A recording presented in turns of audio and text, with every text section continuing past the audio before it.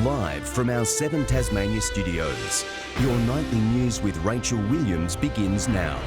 A man in his 20s has been flown to hospital after an ATV crash in the northwest. The Westpac rescue helicopter was tasked to the crash at Upper Natone early this morning. The man was flown to the Royal Hobart Hospital with serious injuries. Police are investigating. A recovery mission has begun after a 12-metre boat sunk in a Hobart marina this morning. The private vessel was completely submerged, with crews working quickly to inspect the area, installing oil booms to contain any spillage. Divers were sent in to examine the scene, shutting down the popular Kings Pier marina. Tasport says investigations into the incident are continuing, but no other boats have been impacted. It's not yet known when and how the vessel will be salvaged. Westbury prison opponents are warning Tasmania's next Premier they won't be going away. Protesters gathered in Launceston today ahead of the Liberal Party's leadership ballot on Monday. We would like the government to go back to square one and fix this rotten process. The process has been bad from the beginning. I'm not sure it's capable of fixing. If they can't fix it, go back and start from square one. The state government held multiple community meetings at the end of last year. Houses in Margate are proving to be hot property, with the suburb officially home to the most real estate sales in Tasmania for 2019. New realestate.com data out today has revealed 90 homes were sold in the southern suburb last year. Sorell came in second, followed by Rokeby, Brighton and Old Beach. Experts say buyers are continuing to look for homes close to the city, with all suburbs making the list located close to Hobart. They had just a week to train, but Tasmania's first polo team in a century didn't shy away from a challenge at today's Barnbougle tournament. Around 3,000 people made their way to the event, but a cloud still hangs over the long-term future of the day. Better known for golf, today Barnbougle belonged to hockey on horseback. Control of the ball, have a look, and he's just dribbling it now. He hits that a foot off the ground. That's a massive shot. Be warned, a day at the Polo will take it out of you. Had a big breakfast this morning, lots of fuel in the stomach, feeling good. So was everyone else. Oh, it's been amazing so far. Beautiful day, amazing polo, loving it. And it's amazing to see like the people dressed up and everyone relaxed and happy. I love checking out the outfits, so it's beautiful. The tournament has lured some of Australia's best players, although they say the sport is struggling to grow. In terms of Australia, it's quite stagnant, but overseas it's growing. And perhaps in Tasmania too. For the first time, a local team has taken it up against the visitors. 14-year-old Daisy Willows is on the team. We're the first Tasmanian team in 100 years to compete all together. Some of us only started playing at the start of the week, learning how to play polo, and then to play this weekend is pretty amazing. Of course, there's another field where the competition is just as fierce. You've got to be in it to win it. Here I go. Oh well, better luck next year. The future of the event is in doubt as organisers try to find more sponsors. I think there's a couple of big conversations that need to be had to work out pretty much where the future's going, I would think. Locals are worried about the day dropping off the northeast calendar. Definitely attracts a lot of tourists and a lot of people who are interested in polo, or it's just something a bit different to Bridport. Sean McComish, 7 Tasmania News. The very best of the state's wine was celebrated in style last night, with the industry coming together for the 30th Tasmanian Wine Show. Family-run business Bangor Vineyards took out the top spot, despite facing tough competition from more than 400 entries. A cheers to a championship drop. Bangor Wines taking out top honours at this year's prestigious Tasmanian Wine Awards. So excited, it's such a thrill. This year is actually the 10th birthday of the vineyard, and what a way to celebrate. We're just so excited. This 2018 Captain Spotswood Pinot Noir officially crowned Best in Show, named in honour of the farmer who once lived on this Dunalley property way back in the 1830s. It's a really bright style of Pinot. 2018 was a good year for us, a nice warm year which suits our particular vineyard. We work with our winemakers quite closely to really honour the grape and the grape variety and the flavours in that. And so we're quite minimal in our intervention. We just allow those beautiful Pinot Noir flavours to show through. The awards now in their 30th year, seeing a staggering 460 entries across 20 categories. Local pioneers Brim Creek Vineyard taking out the other top award of the night, Export Wine of Show for its 2019 Sauvignon Blanc, while Bangor was also named Best Vintage Sparkling. Tasmanian wine's as good as any in the world, and so there's a lot of vineyards enter their awesome wine in that show, so to stack up like that is definitely unexpected but very exciting. Michelle Wisby, 7 Tasmanian News.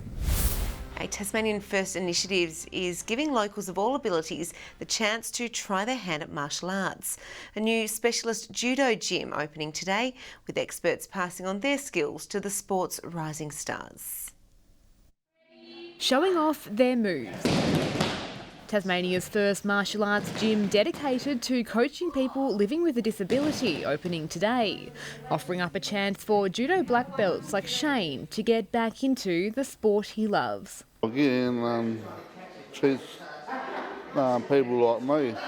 Got a lot of family, judo family. Based in Hobart, the new Seishin classes are open to anyone who needs additional support. It's a dream a long time in the making for the head coach. I'm really excited. It's been a long time coming, and yeah, really looking forward to getting started. Each participant getting the specialist help they need to improve their skills and have fun along the way. Each class will be tailored to individual needs of the person, so we'll adapt techniques and concepts to make sure that everybody can participate at their level. It teaches balance, it teaches confidence and coordination, and it's very inclusive because everyone gets to practice with everyone. All-inclusive beginner courses for children, teens and adults are now on offer. Michelle Wisby, 7 Tasmanian News. Tasmania Zoo has welcomed the fastest animal on the land. 2 cheetahs named Tafara and Zari are settling into their new home at the zoo near Riverside. The curious cats have arrived from South Australia and go on show for the public tomorrow. The zoo has spent the past 8 years trying to secure the species. Lena Rybakina will head into the Australian Open full of confidence after winning the Hobart International this afternoon. In front of a packed house, the world number 36 was too strong for China's Zhang Shui, defeating her in straight sets. It was the 3rd seed versus the 4th in the 2020 Hobart International final. For both, it was their final singles match before the Australian Open. Rybakina started the strongest, getting the jump on her Chinese opponent early on. And that's well scooped up. She broke Zhang's serve in the second game and raced to be 3-love up early in the first set, although her coach still thought she could improve. But I want a little bit more attention, just a tiny bit more attention. However, the world number 38 hung in, breaking back in the 7th game. It was a tight affair with both trading blows across the net, as the first set went into a tiebreaker, the Kazakh coming out on top in a marathon 16-point affair. In the end, she finds a way. It was an evenly matched start to the second, both holding their serve for the first 6 games. Zhang's serve, however, would crack fast, broken in the 7th game. She's got it. Grabbing the chance when it came her way. The winners were flowing from Rybakina's racket. That's better. The world number 36 blasting her way to victory, 7-6, 6-3, in 1 hour 33 minutes. It's her title. Rybakina wins in Hobart. The victory extending Rybakina's hot streak, with this her 30th win in her past 39 matches on tour. John Hunt, 7 Tasmanian News.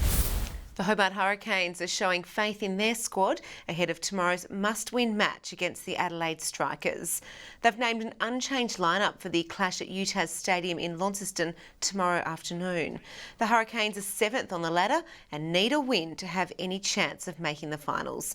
If you can't make it to the game, you can see it here on 7 Tasmania from 2:30. To footy, and Brisbane Lions utility Mitch Robinson says Tasmania's cooler weather is making training a little more bearable. The Tasmanian is back in his home state this week, with the club undertaking a pre-season camp. They trained this morning at Kingston in front of some die-hard local fans. He says the trip is welcome relief from the Queensland heat. I feel the boys are saying it's a bit cold last night in bed. The temperature seems to drop a bit up near the mountains there, so we actually like it. It makes you work a bit harder at training because you want to get a bit warmer early. So in terms of that, the boys love getting down to Tassie. The Lions will be in Hobart until late next week.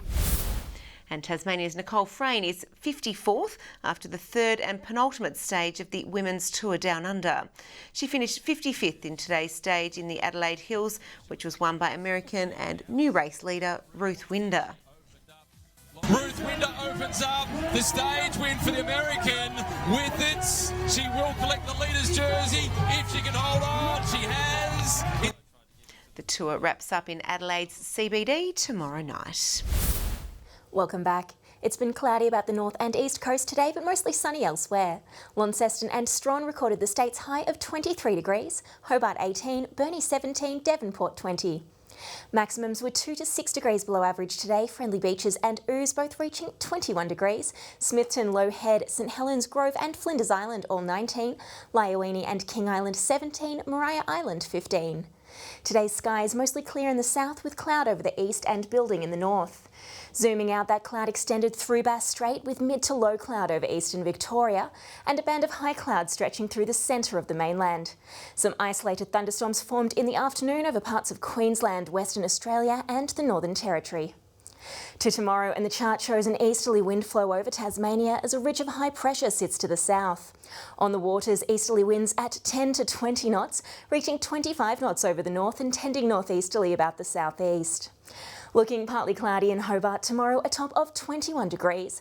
Richmond fine and 23, Ooze 27. Showers expected in the north of the state. Launceston with a top of 27 degrees tomorrow. Devonport 22, Deloraine 25. Burnie showers and 21, Strahan 22. Curry on King Island also expecting showers, 20 the top.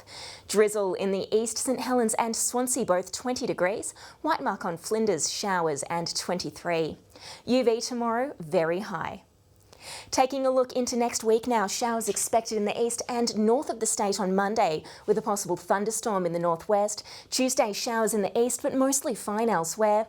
Wednesday, fine through the day, with evening showers developing in the north and west.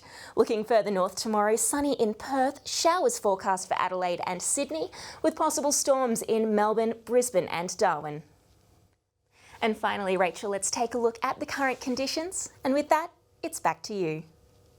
Wonderful. Thanks for that, Britt. Well, that's all your news for now. Thanks for joining us. Good night.